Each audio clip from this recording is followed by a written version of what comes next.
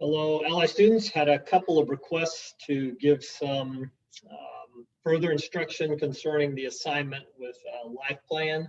So this one isn't going to be that difficult, I promise you. So here's what I'm going to say. No specific formatting on this, and it can actually even be 1 page or 2 pages, page front and back, okay? So it's not elaborate, it's just to get you to think. So the context is for your life plan, the least of these. So when we went through the book of Amos, I gave you the notes on Isaiah and kind of God's heart for the least reached in the Old Testament, the widow, the orphan, things like that. And probably here's what I want you to think. When James wrote the book of James, he had this concept. He said, don't just say, I'm going to go do this, or I'm going to go do this. And the context of James is planning, and people say, okay, we're supposed to plan. But the bigger context of the book of James is this. James is really obsessed with this idea of the rich and the poor. And it's kind of a difficult subject because no one really thinks they're rich, and everyone to some degree might think they're poor. But in James' construct back then, there's the people with a lot of money, and then he doesn't like how they're acting or living their life in regard to people who are poor. Now, I'm not going to tell you how to define that, but basically what James is getting at, don't make plans without considering the poor.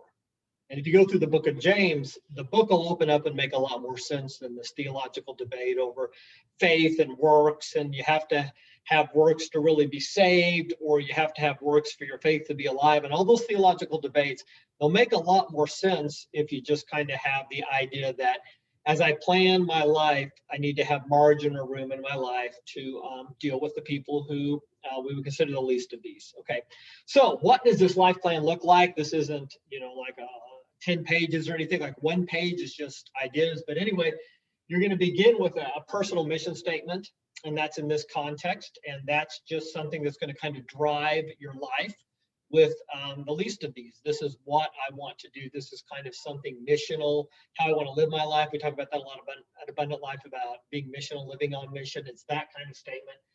A personal value statement, that's a little more complex, but that gets to what's driving this. So your mission statement is what you're going to do, and your value statement could be, I value the charity of God.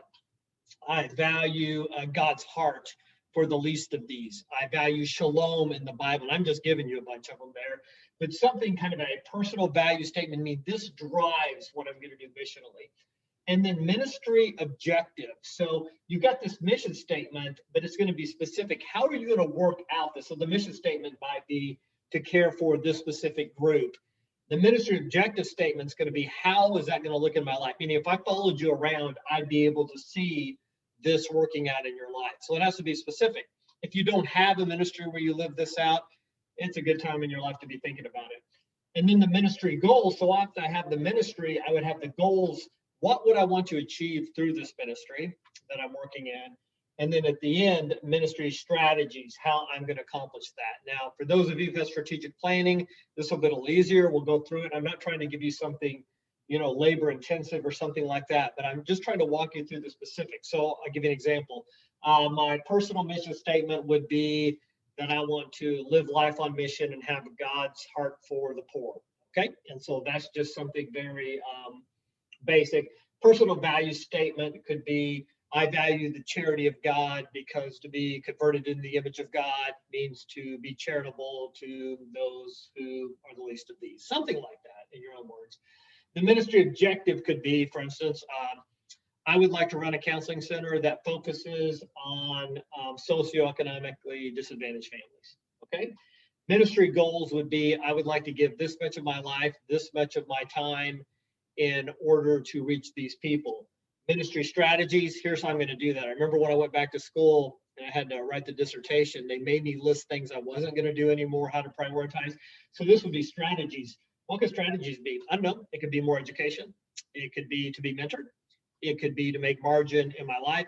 Basically, what am I going to do to accomplish these goals, which will then in turn accomplish this objective, which will fulfill my mission statement, which will be based on values. So I know, listen, 1 page, literally, that's a sentence, that's a sentence, that's a sentence. Ministry goals, I don't know, have at least 3, okay? And then some strategies, at least 3. And then if you put that, however you want to format it, and you give that to us, that'll be good enough. I just want you to be thinking about the things we're doing in the Old Testament and their work out in your lives. So that's it real quick. If you have any more questions, we'll see you this weekend at ALLI, and you can ask me when you go through my small group. So see you later.